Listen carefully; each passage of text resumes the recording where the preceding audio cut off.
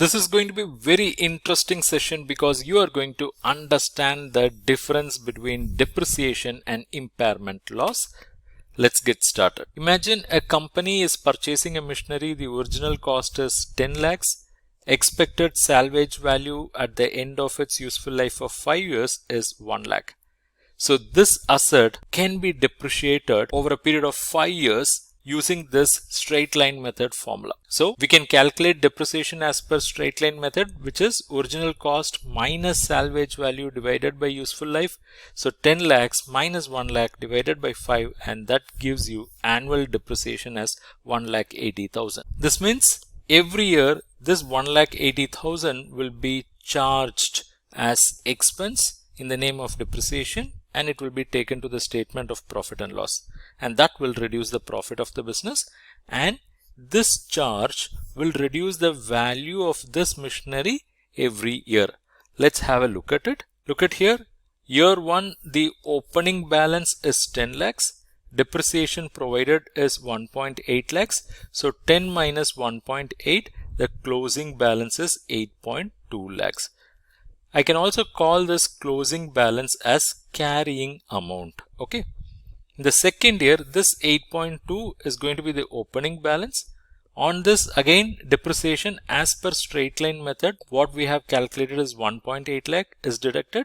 So the carrying amount is 8.2 minus 1.8, 6.4 lakh. For the third year, this is going to be the opening balance 6.4, depreciation same figure, closing balance. Let's repeat it. Fourth year, closing balance is 2.8, and in the fifth year, 2.8 minus 1.8, the closing balance is 1 lakhs. So in the fifth year, the book value or the carrying amount will be 1 lakh, and if that asset can be sold at the estimated value of 1 lakh itself, then the story of this asset will come to an end and there will be no profit, no loss. So here we are providing depreciation every year. What we are doing is we are basically allocating the cost of the asset. Look at here, the original cost of the asset is 10 lakhs, but since out of 10, 1 lakh will be recovered at the time of sale, only the 9 lakh is divided by 5 and it is allocated over a period of 5 years. So this is a predictable amount. We are providing this because we are accounting for usage of the asset. We are accounting for the wear and tear. We are accounting for the obsolescence, right? So everything is predictable, and based on that, we are also reducing the value of the asset year after year. But in reality, everything will not happen in the same way. Here we are saying that at the end of first year, the value of asset is 8.2. End of the second year, it is 6.4. Third year, 4.6. Fourth year, 2.8. And fifth year, 1 lakh. But in reality, it is possible that in the first year itself, the value can come down even below this. In the second year, it can come down even below this because of some external factors which were not predicted. Some external factors not connected with the usage, not connected with the wear and tear. So we have to test for that also. And if there is a drop in value of the asset beyond the expected level, that has to be provided, and that's what we are going to call as impairment loss. Let me show you. Look at here. For year 1, we have calculated the closing balance as 8.2 lakhs. I said we can also call this as carrying amount. So we are carrying this machinery in the books of accounts at a value of 8.2 lakh, and this is what we are communicating to the readers of financial statement, that this entity has an asset worth 8.2 lakh. But we cannot conclude just with this. We have to test for impairment loss. For that, we have to find out what is the fair value of this asset. That is, if this asset can be sold in the market, what value it will fetch. That has to be seen. Okay. Let's say this entity has done that study and found out that it can sell the asset in the market for 9 lakhs. So this 9 lakh is greater than 8.2 lakhs. So good, because here the asset is carried at a value less than this 9 lakhs. But we should not conclude just with this. We should also see what is the value of the asset based on the cash flow it is going to generate over its remaining useful life. So we have to calculate something known as value in use. This value in use is nothing but the cash flows that are generated by this asset over its remaining useful life. So basically, we will be finding the present value of the cash flows, which is arrived by discounting them at appropriate rate, let's say the cost of capital. So what we will do is we will see what is the cash flow generated by this asset for this life. Now I am doing this calculation at the end of year 1. So I will look at what is going to be the cash flows that are going to come in year 2, 3, 4, 5. Okay. Then those cash flows will be discounted at cost of capital. Then we arrive at present value of cash flows for each and every year. Then we total them. And that total will give us what is known as value in use. So in that way, a calculation was done and it was found that value in use is 8.5 lakhs. Okay. So now you have two critical information. One, fair value, which is nothing but the value you will get by selling the asset. And two is value in use. This is nothing but the real worth of this asset, the real cash which you can make in present value terms by using this asset. Now both are in present value terms. That is, they are comparable now. So if you sell it in the market, you can sell it for 9 lakh. If you are going to use it, you will get benefit worth 8.5 lakh. So in this, whichever is higher, that will be considered as realizable value. Okay. So here, if I sell the asset in the market, I'll get 9 lakh. This is greater than value in use. So I can say the realizable value is 9 lakhs. Now let me compare this 9 lakhs with this carrying amount of 8.2 lakhs. In books, I'm carrying it at 8.2. But when I tested this asset for impairment loss, I found that realizable value is 9 lakhs, which is greater than the carrying amount. So there is no loss here. Because in books, I am carrying it at conservative value, which is less than this 9 lakhs. So in year 1, there is no impairment loss. Now let's look at year 2. In year 2, something has happened. Let's say something has happened in the external environment. Maybe the reason can be like this. The machinery, what they are using which they are producing some products, right? And they are trying to sell that in the market. And that product now lost its demand. Why? Maybe because of change in taste of the customer, or because of something even more advanced or better product has come into the market because of even advanced machineries. Okay.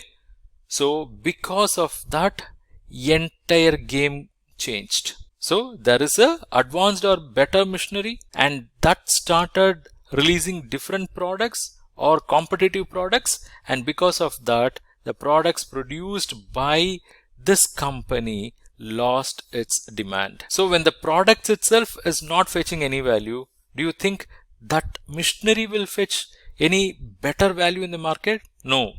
Obviously it will come down now, and in future it will go down very drastically. Okay. So here if you look at year 2, the carrying amount is 6.4 lakh, but if you try to sell that machinery in the market, it is expected to fetch only 6 lakh. And if you compare that with the previous year, it's a drastic fall. From 9 lakh, it has come down to 6 lakh. And if you compare it with the carrying amount, again it is lesser. So this gives us there is a issue, or this indicates that there is going to be an impairment. But we should also check what is the value in use. Value in use is nothing but the present value of the future cash flows. The future cash flows are dependent on profits. Profits are dependent on sales, and we have an understanding sales are going to come down. So obviously the present value of future cash flows will also come down. It means value in use will also come down. Look at here, value in use has come down from 8.5, it has come down to 5 lakhs. So now you have two information. One is fair value, the other one is value in use, and already I mentioned for impairment loss purpose, when you compare these two, you have to select whichever is higher as realizable value. So 6 lakh and 5 lakh, if you compare, you get 6 lakh as realizable value. It means you can sell the asset today and fetch 6 lakh. But in your books of accounts, you are already carrying it at 6.4 lakhs. So in the second year, the realizable value is less than the book value, or say the carrying amount. So that indicates there is an impairment loss. Impairment loss is to the extent of 0.4 lakh. That is 6 lakh is less than 6.4 lakh. So let me express this through the formula. Impairment loss is nothing but carrying amount minus realizable value. Here carrying amount is 6.4 lakh, realizable value is 6 lakh. So 6.4 lakh minus 6 lakh, you get 0.4 lakh, and that is impairment loss. So this impairment loss will also be provided in statement of profit and loss in addition to depreciation.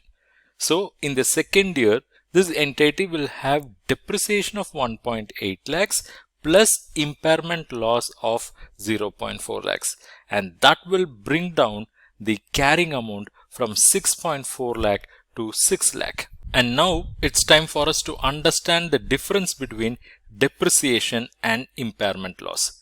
Depreciation is governed by Ind AS 16 and impairment loss is governed by Ind AS 36. This depreciation is a systematic reduction. Already I told you, we are basically allocating the cost of the asset over its useful life because of wear and tear, usage or obsolescence.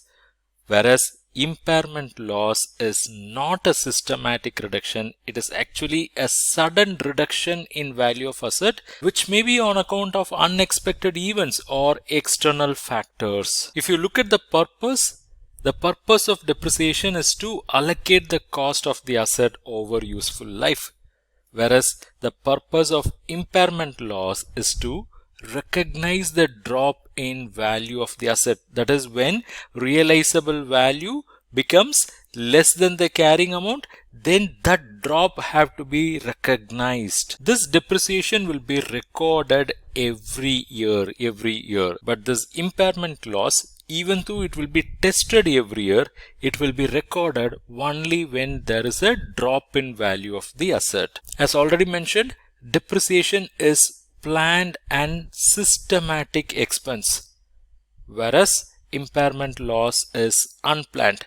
You may not know in which year there will be impairment loss because it is linked to unexpected events or external factors. Depreciation can be calculated using straight line method, written down value method or units of production method. But impairment loss comes into picture only when realizable value is less than carrying amount. Depreciation is an annual expense. It will reduce the value of the asset over time period. But impairment loss is a one-time loss and it will reduce the book value of the asset immediately. If you recollect, here I mentioned 6.4 lakh will be brought down to 6 lakh. So it will happen immediately. If you look into the reasons, depreciation can arise because of usage, aging and all.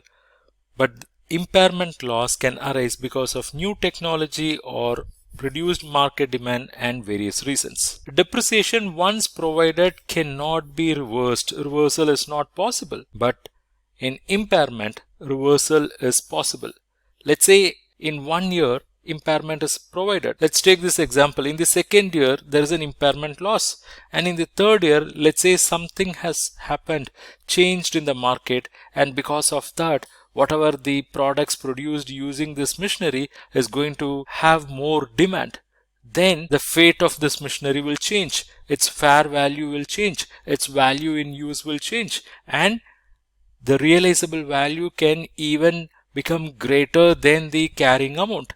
So in that case, whatever the impairment loss provided in the earlier year can be reversed. So reversal is possible. So in this way, we have understood the difference between depreciation and impairment loss. So thanks for watching this video. If you liked it, then do not forget to hit that like button, follow, comment and share. Are you a lifelong learner interested in learning various matters related to finance, accounting and banking? Then we have a good news for you. At CA Raja Classes, we have published a comprehensive membership program called Diamond Ultimate Membership. This membership comes with access to 130 plus courses, 100 plus ebooks and assurance of free access to future publications as well. To join this membership, to know more about this membership, just comment DUM. I'll share more details.